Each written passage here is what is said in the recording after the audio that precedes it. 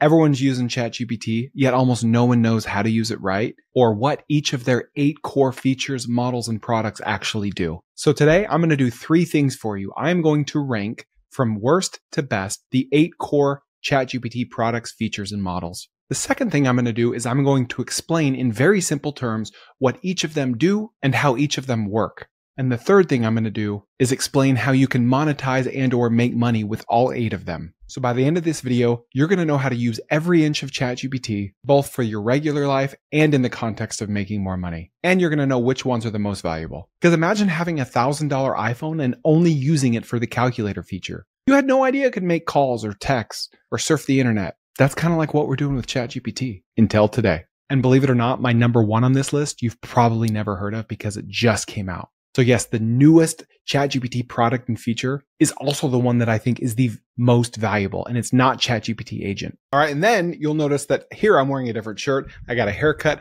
I filmed most of this video yesterday, and then hours later, ChatGPT 5 comes out. And I'm like, oh crap, I haven't even published that dang video. Is that video still relevant? Turns out, yes, it is. It's even more relevant because ChatGPT 5 is basically the motherlode of all those other 8 features. It combines them all into one. It picks and chooses the best model at the best time, but you can still pick and choose each individual model on an API basis. And so I spent hours with ChatGPT 5 testing its coding capabilities, its writing capabilities, its reasoning, helping me make stock trades, look at my health data, and I'm going to break it all down at the end. The game has changed, and OpenAI once again is showing the world, hey, you guys might be on our heels, but we're still in front.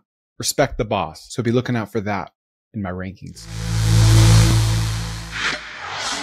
All right, starting with number 8. This is GPT 4.1 or Mini or Nano. This is the least valuable feature of ChatGPT in my opinion, and here's why.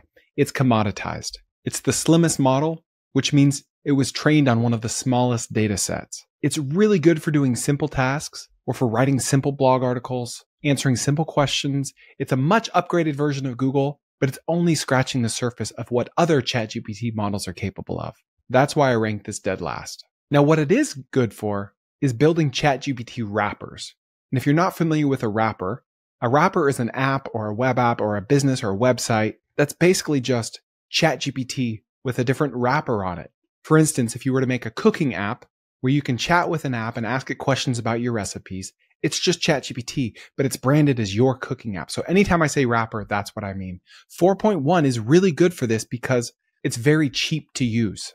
And if you're building a ChatGPT wrapper, that's not very complicated. 4.1 is what you want to use. And it's kind of crazy that I'm ranking this dead last because it just goes to show how much competition 4.1 has with all of the other products and services that ChatGPT offer. I will say it is very fast. It answers your questions with lightning speed, but it's kind of a mile wide and an inch deep situation. But if we were going to monetize 4.1 in some way, I would go along the lines of bulk content services where you generate thousands of product descriptions for a couple $100. You could sell those product descriptions to e-commerce brands, or you could make digital products with it. You could build chatbots for small businesses that they implement in the corner of their website to help them save on customer service costs. These are examples of wrappers. You could generate hundreds or thousands of captions for social media posts with 4.1. And you could do that as a service for social media management agencies. You could do cold email or an email marketing agency where you write the emails with 4.1. You could write 10,000 individualized, personalized emails for about $100. But the problem with these business models is you will compete with a lot of people because there's just not a lot of skill involved. So let's head to number 7.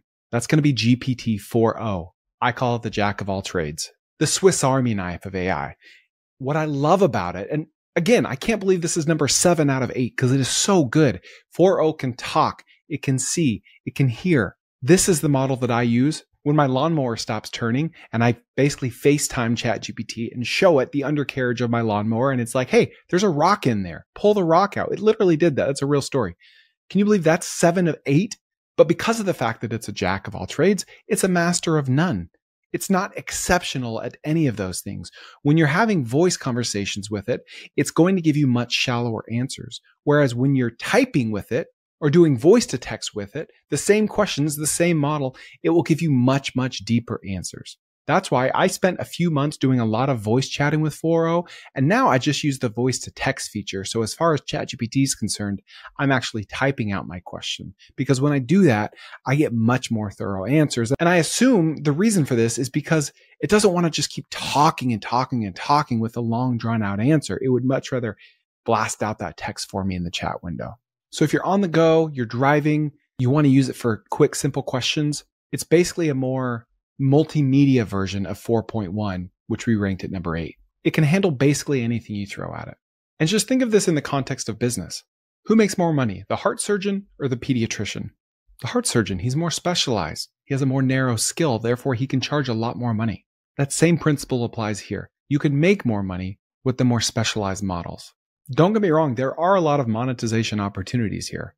Virtual assistant services at $15 to $30 an hour. You could give real estate virtual tours with this model. You could do customer service automation for $200 to $500 a month per client. You could even do medical consultation support, but you do have to be careful with the regulations with stuff like that. You don't really want to use 4.0 if you're building a wrapper because of the fact that it is more expensive, but the additional expense is not proportional to the additional quality that you get out of it. Okay, let's go to number 6, Sora. This is video generation. Sora is freaking magical. I did a video on VO3 from Gemini/Google. That's even more magical, honestly, but it's a lot more expensive. With Sora, you just type out some text and you get professional looking video clips. So any business in the world that uses video in their business in any capacity has a need for your services using Sora. You don't need editing equipment, production costs. It's like having a $100,000 video production team sitting right in your pocket. We're talking commercial quality footage that would have cost thousands of dollars to produce just 6 to 12 months ago. But the reason I have this ranked at number 6 of 8 is because the wow factor fades pretty fast. It's still kind of a gimmick. It's still kind of a party trick. It's incredibly powerful, but it's going to get commoditized much quicker than you think. We can already see it when we're swiping on social media. Immediately, the AI generated videos, even if they're of real people, just stand out to us.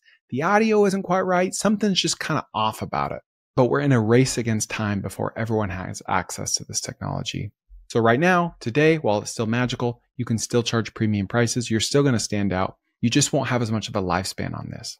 I see a lot of opportunity in real estate marketing videos, taking pictures of a real estate listing, uploading them to Sora and converting them to a video. Almost every property has professional pictures nowadays, but very few of them have professional videos. You can generate walkthroughs with Sora just from pictures. And you can automate this process as well. Quick question.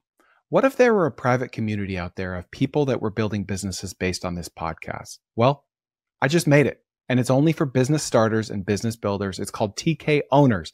And it's basically like having me and 100 other business geniuses as your business partner. Also, there's going to be exclusive new trends, growth hacks, business ideas, and a database of everything I've ever talked about. You'll find thousands of startup case studies. You'll have weekly Ask Me Anythings with me while I'll answer your questions directly. You can join now at tkowners.com, link in the show notes. Whatever business you start using Sora, I highly encourage you to charge as much as you can while you can, because I do think prices will continue going down in this industry. Okay, now for number 5, GPT 4.5. I call this my creative genius. This is the most creative version of ChatGPT. It's the best at big picture thinking, and it makes fewer mistakes on complex long-form projects. Think of it as your personal creative director and your strategic advisor all rolled into one. This is what you're going to use if you need like interesting or breakthrough ideas, not just execution. Or if you need someone else, an unbiased third party, to completely reimagine how something should work or look. But it is kind of middle of the pack in my ranking, because how do you charge someone for better big picture thinking? Results here can be subjective, which kind of makes it harder to defend your pricing. Now, if you're like a brand strategy consultant today, you're probably charging $10,000 to $50,000 per engagement. This is about 70 to 80% as good as that. So why not become a brand strategy consultant that charges 90 to 95% less? And you hop on a Zoom with someone, you ask them pre-planned questions that ChatGPT fed you in advance, and then you use ChatGPT to answer those questions, and you deliver what you found in a nice, well-formatted way. Ironically, I think a lot of these models are going to make people that can think on their feet a lot more valuable, because everyone will know they're not using or relying on ChatGPT to generate answers. By the way, if you're liking this video, please subscribe to my channel. It would really mean a lot. I do Ask Me Anythings every week where people just throw questions at me and I'm able to answer on my feet. And I'm hopeful that that becomes more valuable over time. All right, time for number 4, deep research. Deep research is like having your personal research team that never sleeps. Most of the other companies out there have a deep research feature. Perplexity and Claude, theirs are both great as well. And I always use them side by side. I never run just a deep research prompt within ChatGPT. I always run the same prompt across at least 3 different AI companies, so I can cross-reference between the 3. But very consistently, ChatGPT's responses are the best. Deep research combines web search, deep analysis, and professional report generation. If you've heard of McKinsey, they're one of the largest consulting firms in the world. It's kind of like that in your pocket, plus a Google researcher, plus working at superhuman speed. This is research that would normally take a team of analysts weeks to complete. Therefore, I'm not bullish on the McKinseys of the world. I rank this highly because it can literally replace $5,000 to $500,000 consulting engagements. Now, you still need humans. You still need people to deliver those results. Still helps to have a track record, but it is closing the gap between a guy with a computer and a guy with a Stanford MBA. And the magic of deep research happens when you really start to upload proprietary data, internal data that the internet doesn't know about. So if you were to sit down with a small business and ask how well their salespeople are doing at upsells, you could take all of that sales data, upload it to deep research, and it could compare and contrast against other companies within that same industry. That is data you could not get anywhere else. So yes, it's awesome for just prompting it without any context or any references or any uploads. It works amazingly for that. But if you really want to have it do magical things, you upload it proprietary data from you or from a business owner that you're working with. Here are some examples of some high value services and what they charge for stuff like this. Due diligence for mergers and acquisitions costs $50,000 to $500,000 per deal. Market research reports can cost between $2,500 and $250,000 per report. A competitive intelligence analysis can cost $10,000 to $100,000 per study. I'm not saying that deep research can do 100% of what these other things can do, as led by real humans. But the 80-20 rule is in full effect. 80% cheaper, 80% is good. What company wouldn't take a flyer on that bet? All right, number 3, O3 and O4 Mini. I call these my little problem solvers. O3 is a PhD level reasoning engine. It is best at complex coding, advanced mathematics, technical analysis, and solving problems that would stump most humans. Let's say you want ChatGPT to look at your Robinhood account and give you an options trading strategy. You'd use O3 for that. We hear the phrase reasoning model thrown around a lot, but what does that actually mean? A reasoning model is not just guessing words, it's solving a puzzle. Many of these AI models are just kind of like autocorrect on steroids. It's guessing what the next word is or should be based on millions of rows of data. But a reasoning model is almost thinking for itself in a way, in a strategic way. You know, when you ask your smart friend a question and he doesn't just blurt out an answer, he says, let me think about that for a sec. That's a reasoning model. It's like hiring the smartest person you've ever met, but only to solve technical challenges. O3 is what you're going to use when accuracy matters a lot more than speed. It will take a little longer to get the answer you're looking for. The reason I love this from a monetization angle is because complex problems equal complex budgets. Coding and technical work has a very clear and measurable return on investment that executives can understand. That's why coders make so much money. It's a lot harder to replicate good technical work. That creates a natural defensibility around your business. So the money-making opportunities can be substantial. You could charge thousands for code audit services, technical documentation, data science consulting, patent research and analysis, trading algorithms. This is the model you would use to build any of those things. You're looking for companies that have technical problems that are costing them millions. Time for number 2, ChatGPT Agent. It was really, really hard for me to rank number 1 and number 2. It was almost neck and neck, but I got to go with Agent. I did a video on Agent already. It's my most popular video ever, and it is a mind-boggling product. ChatGPT Agent takes everything that deep research is and combines it with automation, robotic automation. It actually goes out and does stuff for you on your behalf as you sleep.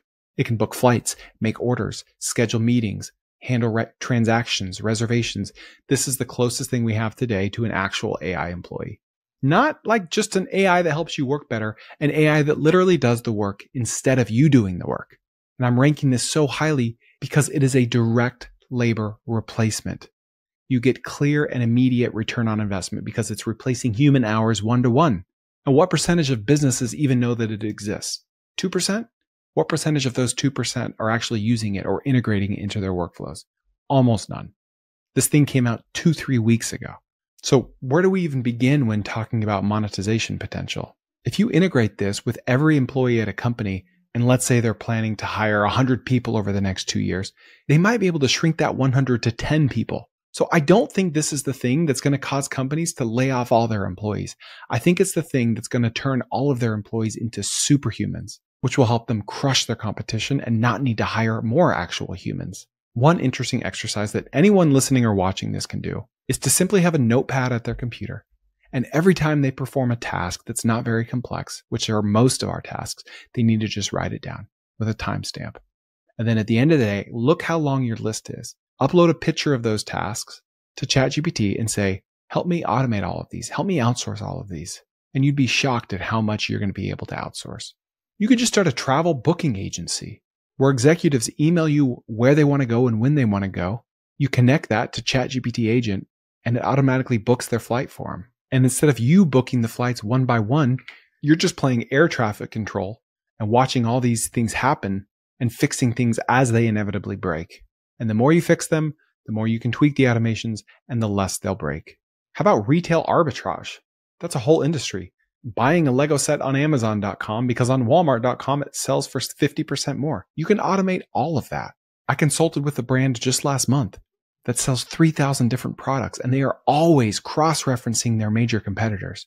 ChatGPT Agent does that for them now. It will literally make a Google Sheet for them as they're sleeping and put down the price of all the 40-ounce tumblers that all their competitors are selling, so they know where to price theirs competitively. You could offer that same implementation as a service for companies just like those. For any company that sells any product or service that might ever want to keep tabs on their competitors or their vendors or their customers or anyone, you could implement that for a fee. And then for an ongoing fee as well. ChatGPT Agent moves us from AI as an advisor to AI as an employee. So maybe then we can finally stop using ChatGPT like another Google. If companies pay $100,000 a year for an employee, why wouldn't they pay you $20,000 a year to replace that employee? But here's the reason why this is number 2 and not number 1. There's still some technical uncertainty. It still breaks a lot. It's still young. And implementation can be all over the map depending on what kind of system you're using. PC or Apple, Salesforce, NetSuite, Shopify. There's a lot of moving parts. And speaking of number 1, here's number 1. So video is cool, but you know what's better? Long form audio via podcast and my newsletter, tkopod.com. Go there to subscribe for free to my newsletter. It's 1 email a week, very tactical. And then go to my audio podcast, 3 episodes a week, stuff like this. You're going to love it. All free, no sleazy sales pitch, tkopod.com. Here's number 1, GPT OSS, which just came out yesterday. OSS stands for Open Source Software. Everyone knew that ChatGPT would come out with this. It took longer than I thought it would, but this is a game changer. What this means is that you can now run ChatGPT locally on your computer and soon on your phone to where no third party, no other company can see what's going on in that model with that AI. For instance, my mom is a lifelong journaler. I love her. She has hundreds of journals, tens of thousands of pages of journals, 50-something years worth of journals. I could digitize and upload all those journals into ChatGPT that lives locally on her computer that no one else has access to, and she can ask it questions. What was the worst day of my life? What was the best day of my life? What are some fun memories of my favorite child, Chris? She doesn't want to do that today because it's on the internet, but no longer. And so here's why this is number 1 for me by a freaking landslide. Here's what makes GPT OSS the king of money-making AI features: implementation. Every company knows that AI is here to stay. It's not a fad. We talked about crypto being a fad, cloud kitchens being a fad. There's so many fads that have come and gone. No one thinks AI is a fad because it's not. Every company knows they need it on some level, but they don't know how to implement it. If they do know how to implement it, they're probably not implementing it because of these data privacy concerns that are now gone. ChatGPT has the name brand. They're the gold standard. They're the Apple of all of the AI companies. We know them and we largely trust them, but it's only 3 years old. And there have been data leaks. ChatGPT is far from perfect. Don't get me started on the nonprofit stuff and Sam Altman shadiness and all that. We won't go there. So companies are stuck between a rock and a hard place. I want a GPT of our own data, but I don't trust ChatGPT. And if I can't trust ChatGPT, who can I trust? Now you can trust ChatGPT without actually having to trust ChatGPT because you don't have to give them your data. You can use their technology, but keep your data on your own servers locally. But they have no idea how to implement this. And here's a newsflash. It's not that complicated. It's not that hard. If you want to learn how to do it, you can ask ChatGPT itself how to do it. Do it for your own data. Do it for your emails. Practice on yourself. Why am I still whispering? Then you can start doing it for others. You can charge a fat upfront fee, thousands or tens of thousands of dollars, depending on how complex it is. Maybe you charge per gigabyte, per terabyte, and then you charge hundreds or thousands of dollars a month to update it, to add more data, to fix it, to be a help desk for the company. As of today, I think this is the biggest money-making opportunity in AI. That's why you're still watching. This is complete data control that never leaves your building. All you got to do is walk into a Fortune 500 company and say, hey, I can implement a company GPT for you and it will never leave your servers. And what are they going to say? Take my money. Where do I sign? You could start in healthcare or finance because those are the industries that need this thing the most. We're talking about millions to tens of $millions worth of contracts signed with people like you and I, just regular old Joes, to implement these models for companies. Do you know how much companies are charging today to train custom AI models for other companies? Between $250,000 and $2 million plus per project. Look at any metric or Google Trends chart for data privacy consulting, and it is up and to the right forever and always. And you'll be even more successful if you could partner with a guy that has networking or hardware experience. This is basically the AI equivalent to the gold rush or the oil rush. And once you're embedded with these companies, they're going to go for you for everything AI because the switching costs for them are very, very high. 6 months down the road, if someone new comes to them and says, hey, I can help you train new AI models for 20 to 40% of what you paid last time. You think they're going to switch? Absolutely not. They're way too reliant on these models by that point. And that sounds like a nightmare to them. All right. And now for the updated ranking, my true number one ranking coming in at 0.5, not second, not first, but 0.5 is ChatGPT 5. I've been playing around with it all day. It just came out like 3 hours ago and holy crap. So ChatGPT kind of removes the need for you to think about which model should I use, when and where. It's just going to pick the best one. It's still using all of the other 8 models and features, but it's working in the background more. It's removing the friction, which any good business does. Coding on this thing is outrageous. You can code games with one prompt. I hate to say this, but it's better than Replit, it's better than Bolt, it's better than Lovable and all those. And a lot of times when you get a model that's really good at coding and solving complex challenges, it's not as good at writing because writing is a more creative skill. False. ChatGPT 5 crushes writing. What I love about ChatGPT 5 is that it doesn't hallucinate as much. The context window is 1 million tokens, which is 5 times more than Claude Opus 4.1, which means you can upload entire books and ask it questions. That was not possible before. Yes, it's possible in Gemini, but I'm going to say it. I don't like Gemini. It's kind of dumb. I'm sorry. I'm just not happy with it. Furthermore, ChatGPT 5 is not just a yes man. It's not like, oh, yes, I'm nice. I agree with you. Just keep using me no matter what. No, it's going to be more frank, more upfront, more honest with you.